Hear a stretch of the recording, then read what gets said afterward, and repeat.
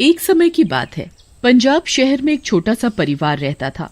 उस परिवार में मंजीत और उसकी पत्नी प्रिशा और उनके 2 बच्चे, जिनका नाम ओम और कशिश था, वे सब आपस में बड़े ही प्यार से रहते थे। एक दिन की बात है, मंजीत ऑफिस से घर आता है और आज वो बड़ा ही खुश नजर आ रहा था। तभी प्रिशा मंजीत से कहती है, क्या बात है, आज आप बड़े खुश नजर आ रहे हो। तुम भी सुनोगी तो खुशी के मारे पागल ही हो जाओगी। अच्छा, हम भी तो सुने, ऐसी कौन सी बात है जो तुम इतने खुश हो रहे हो। तभी मंजीत प्रिशा को बताता है कि उसे कंपनी की तरफ से विदेश जाने का मौका मिला है, वो भी पूरे परिवार को। प्रिशा मंजीत की बात सुनकर बड़ी खुश होती है और कहती है, तुम सही कह रहे हो। हाँ बाबा हाँ, मेरा विदेश जाने का सपना अब पूरा होगा।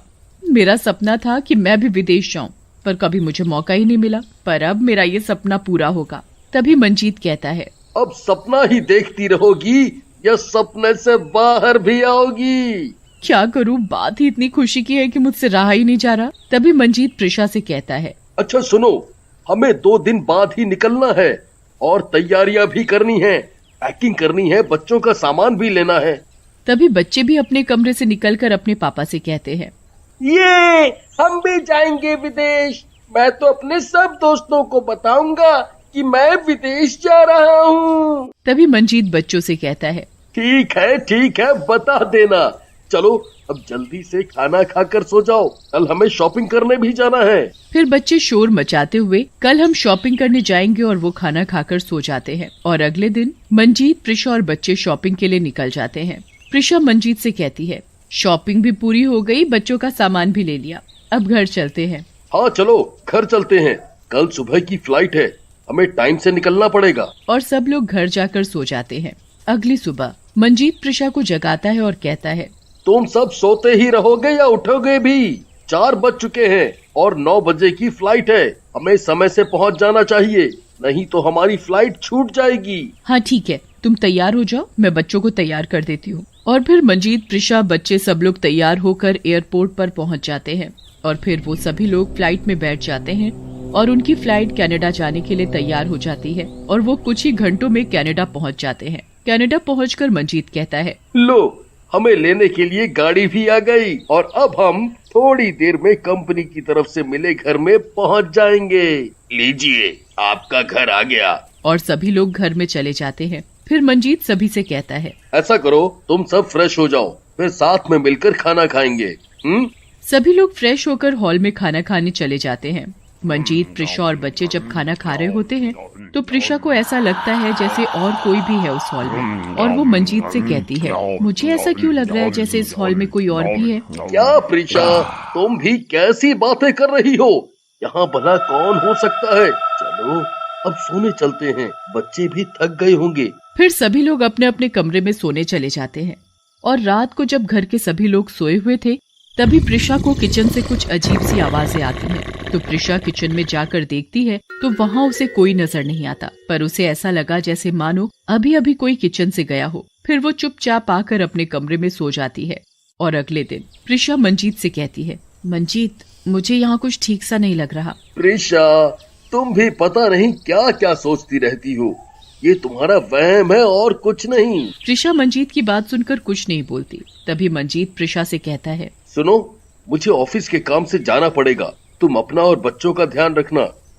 जी ठीक है, तुम जाकर अपना काम करो, मैं बच्चों का ध्यान रखूंगी। ये कहकर मंजीत ऑफिस के काम से चला जाता है और घर पर प्रिशा और बच्चे रह जाते हैं। प्रिशा बच्चों से कहती है, मैं नहाने जा रही हूँ, तुम लोग कहीं भी इधर उधर मत जाना। ठीक है मम्मी, हम कहीं नहीं जाएंगे। और दोनों बच्चे खेलने लग जाते हैं। खेलते खेलते ओम और कशिश बाहर गार्डन में आ जाते हैं। उन्हें पता ही नहीं चलता कि कब वो गार्डन में आ गए।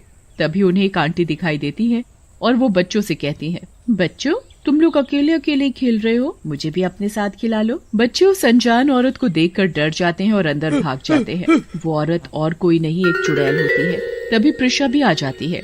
इस तरह बच्चों को डरा हुआ देखकर प्रिशा बच्चों से कहती है, क्या हुआ, तुम लोग घबराए हुए क्यों हो। मम्मा हमें बाहर एक औरत मिली थी, हमें उन्हें देखकर डर लग रहा था तो हम अंदर आ गए। हाँ मम्मी, बाहर एक आंटी थी, वो हमारे साथ खेलने के लिए कह रही थी।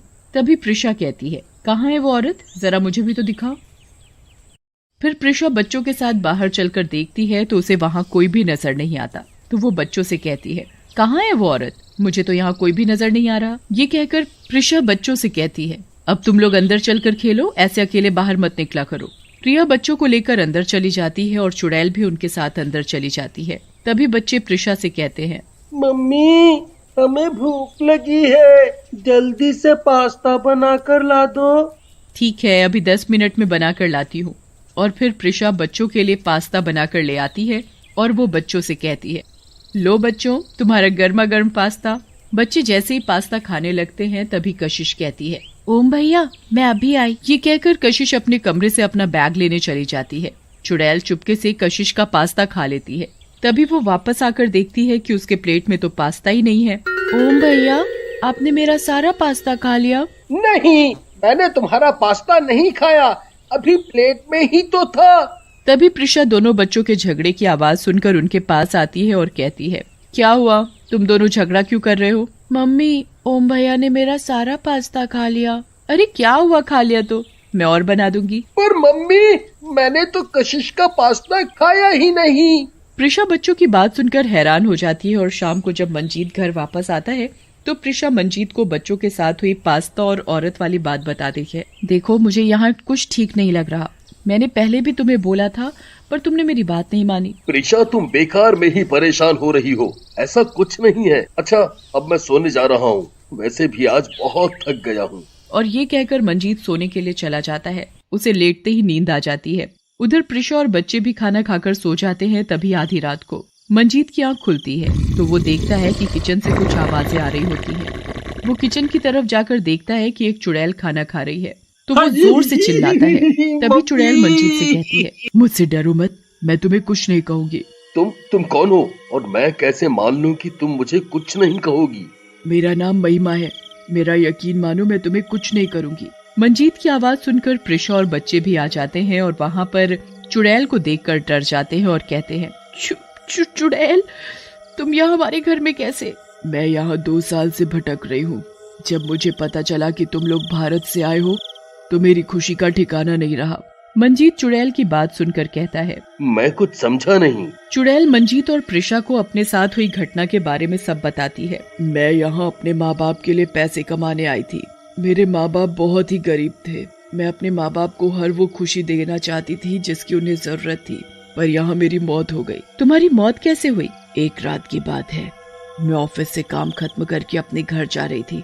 मुझे उसी दिन सैलरी मिली थी और उस दिन मैं बहुत खुश थी कि ये पैसे मैं अपने गरीब माँ बाप को भेजूंगी। तभी रास्ते में कुछ गुंडों ने मुझे पकड़ लिया और वो लोग मुझसे मेरी सैलरी छीनने लगे। तो मैंने देने से मना किया तो उन्होंने मुझे मारकर मेरे सारे पैसे छीन लिए और मेरी लाश को जला डाला और मैं यहीं की यहीं रह गई। जब मुझे पता चला कि तुम भारत से आए हो तो मेरी खुशी का ठिकाना ही नहीं रहा। अब तुम हमें ये बताओ, तुम हमसे चाहती क्या हो? मैं अपने देश भारत जाना चाहती हूँ, जहाँ मैं अपने परिवार वालों को देख सकूं, और तुम ही हो जो मुझे मेरे देश भारत लेकर जा सकते हो। तभी मेरी आत्मा को शांति मिलेगी। चुड़ैल की बात सुनकर मंजीत और प्रिशा कहते हैं, तुम चिंता मत करो, हम तुम्हें जरूर इंडिया लेकर जाएंगे और तुम अपने परिवार वालों को भी देख सकोगी। हाँ, हम तुम्हें जरूर अपने साथ लेकर जाएंगे। और फिर अगले दिन सभी लोग इंडिया जाने की तैयारियां करते हैं और वो रात की फ्लाइट से भारत वापस लौट आते हैं। अपने देश में आकर चुड़ैल बहुत ही खुश होती है और कहती है, आई लव माई इंडिया।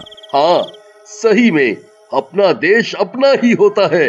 और फिर अगले दिन मंजीत और प्रिशा चुड़ैल से कहते हैं, तुम्हारा परिवार कहाँ रहता है? हमें बताओ, हम तुम्हारे परिवार वालों से तुम्हें मिलवा देंगे।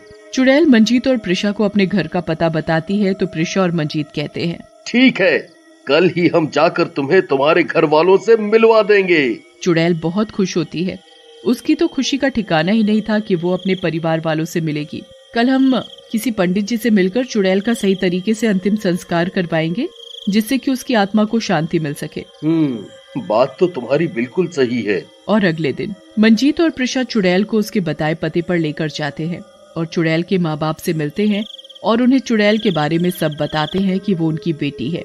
माँ, पिताजी, और वो रोने लगती है। माँ बाप अपनी बेटी को गले लगाकर बहुत रोते हैं। अब हमें आपकी बेटी का सही तरीके से अंतिम संस्कार करना होगा जिससे उसे मुक्ति मिल सके। और फिर सभी लोग पंडित जी के पास जाकर चुड़ैल का सही तरीके से अंतिम संस्कार कराते हैं और इस तरह चुड़ैल को मुक्ति मिल जाती है।